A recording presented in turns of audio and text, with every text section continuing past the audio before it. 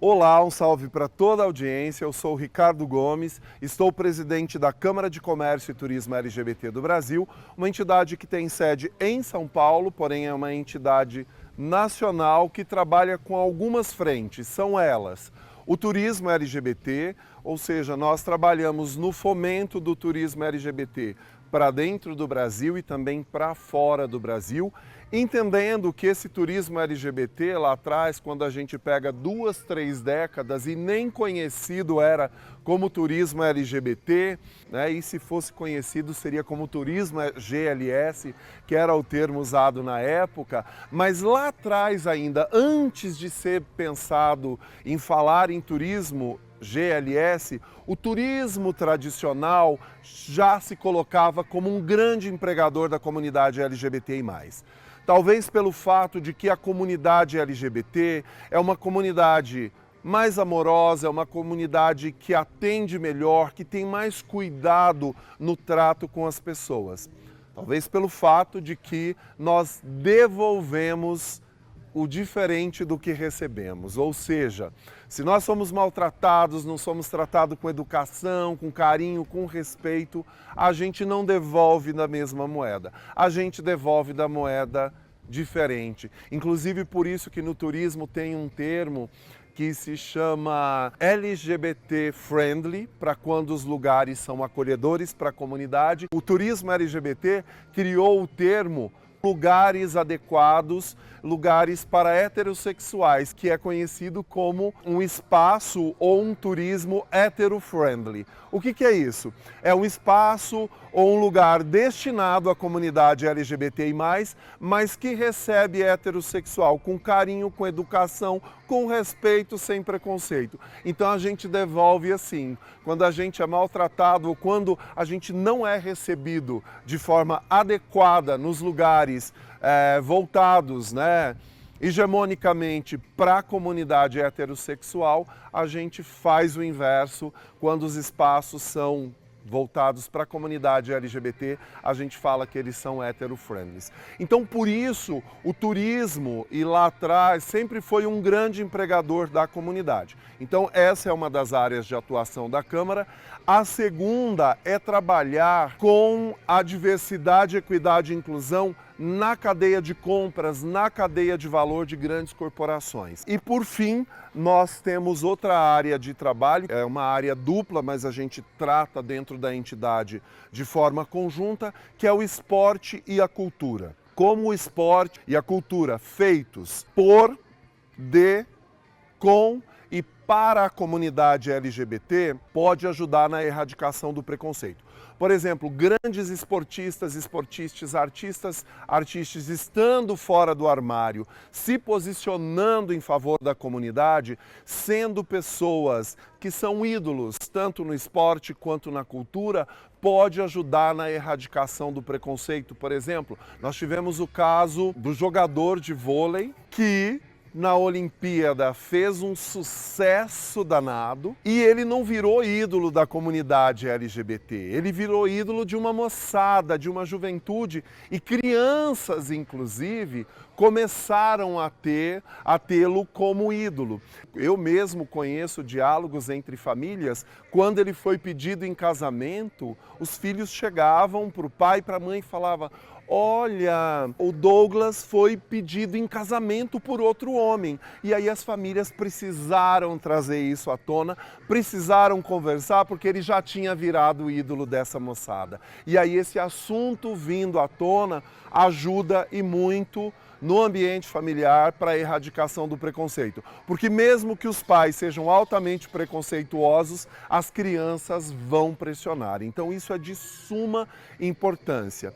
E na cultura acontece a mesma coisa. Quantas pessoas são LGBTI-fóbicas, mas gostam muito do trabalho de uma cantora, de um cantor, de um ator, de uma atriz, e aí começa a olhar de forma diferente a orientação sexual, a identidade dele, não importa e não deveria importar a não ser para o respeito. O que me importa é a sua personalidade, a sua arte, o seu esporte, a sua música, o seu bom caráter. Então a gente discute sobre isso também e como a arte e a cultura também pode ajudar na geração de emprego, renda e divisa para essa comunidade. Grandes corporações de vários segmentos de negócios, seja de produtos agrícolas, empresas de beleza, nacionais e internacionais, empresas de streaming, empresas que comandam grandes redes de comunicação, enfim, empresas de vários segmentos se ligam ao nosso programa e aí começam a fazer negócios prioritários com os fornecedores cadastrados. E aí os fornecedores, obviamente, a empresa tem que ser majoritariamente comandada por pessoa da comunidade, mas o comprador não, até porque os compradores são as maiores empresas desse país. E aí compram com prioridade, ou seja, essas empresas onde a diversidade, equidade e inclusão já chegaram na cadeia de compras, já chegaram na cadeia de valor, elas preferem comprar produtos e serviços, elas estabeleceram para si mesmas cotas de compras. Para vocês terem uma ideia, tem uma grande empresa que trabalha com o setor agrícola, é uma empresa americana que trabalha no Brasil, ela deu uma declaração que até 2030, 25% de todos os seus produtos e serviços comprados no Brasil e no mundo, ela gostaria que fosse vindos desses programas de diversidade e inclusão na cadeia de valor. Então é um universo gigante. E aí quando a gente olha para isso, essas empresas compram com um preço melhor. Por quê? Porque o pequeno, se for concorrer com o grande, ele vai perder, porque ele não compra em quantidade. Então essa empresa muitas vezes paga mais caro pelo produto desse pequeno, porque por motivos óbvios, né, ele não tem condição de ter o mesmo preço de um grande concorrente dele. Pagam com menos prazo, porque esse pequeno não tem condição de receber de 30, 60 e 90. Então a empresa tem uma forma de pagamento melhor para esses programas de diversidade e inclusão na cadeia de valor e ainda ajuda esse pequeno a aprender a atender uma grande corporação. Então a grande transformação dos negócios da comunidade LGBT e mais no Brasil certamente passa por um programa como esse e as empresas contratam todos os tipos de produtos e serviços que vocês podem pensar. Empresas têm escritório, elas precisam de comprar material de escritório. Então, uma empresa que vende produtos assim pode ser um cliente. Empresas que vendem serviços de catering, de limpeza, de segurança, manutenção de ar-condicionado, engenharia, arquitetura, o pessoal que trabalha com artes, drags são apresentadoras, por exemplo, dos eventos internos dessas empresas, ou seja, um universo sem fim. Qualquer empresa que tenha um produto ou um serviço a oferecer, elas podem estar neste programa, desde que tenham CNPJ ativos. Infelizmente não pode ser para pessoas físicas, tem que ser pessoas jurídicas, mas pode começar com um MEI, que um MEI todo mundo pode ter.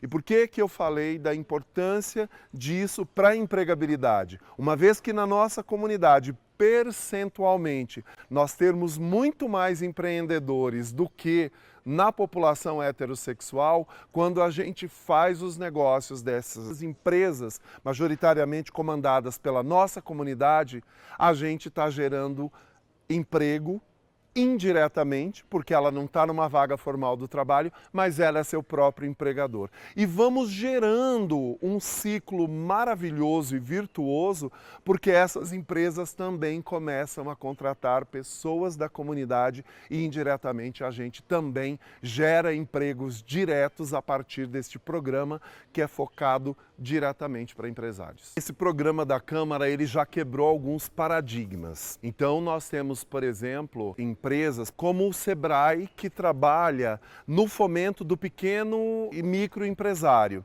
No entanto, num programa do Sebrae, por exemplo, no Rio de Janeiro, nós conseguimos que o Sebrae abrisse 50 vagas para atender quem gostaria de empreender. Então foi a primeira vez na história do Sebrae, olhando para o nosso programa, olhando as necessidades da nossa comunidade, então vamos ajudar as pessoas a abrirem empresas. Fora isso também, a própria Câmara, apesar de estar em São Paulo, também é um caminho para se conversar, para tirar dúvidas e informações, mas assim, tenham coragem e não vão começar uma empresa pelo carpete, tá, minha gente? A gente começa pelo básico mesmo. Para você fazer negócios, você vai precisar de uma empresa, porque muita empresa não compra nem uma agulha se não tiver nota fiscal. Então, o primeiro caminho é abrir MEI. Né, que é o microempreendedor individual, que você não precisa de sócio, você não precisa da validação de ninguém, você é senhor, senhora ou senhora do próprio negócio e você paga uma taxa mensal. Lógico, tem um limite de faturamento que não é muito alto, mas você paga aquele carnezinho todo mês que é o imposto. Então você já se credencia a dar nota fiscal, a começar o seu negócio de forma correta, ainda que pequeno, ainda que enxuto, não precisando de sede, não precisando de grandes recursos por mês. Você vai ter aquela taxinha que todo mundo consegue pagar e é fixa, independente de quanto você fature, mas tenham coragem. Se você não se enquadrou no mercado formal de trabalho, ou se você tem desejo de empreendedor, ou já esteve lá, até se deu bem no mercado formal, mas chegou uma hora que você diz, eu quero empreender, eu tenho um produto, eu tenho um serviço, eu tenho uma ideia, faça, mas faça direito. Procure o Sebrae, procura a Secretaria de Desenvolvimento Econômico da cidade, do município. O governo está aí, nós temos que entender que seja todas as instâncias, governo municipal, estadual e federal, eles são os nossos empregados. Aliás, todo político tinha que entender isso. Então, procurem órgãos, procure auxílio. Eu sei que contratar, às vezes, inicialmente, uma consultoria jurídica ou um escritório de contabilidade fica difícil, mas existem lugares que estão aí à nossa disposição para que a gente lá lance mão e comece direito. E se você quer empreender, seja por que motivo for, tenha coragem, tenha firmeza, pegue o caminho certo, faça direitinho, abra a sua empresa, ainda que seja MEI, e no futuro tomare que ela vira uma média, uma grande, uma gigantesca empresa, porque sim, a gente pode e pode tudo como todo mundo.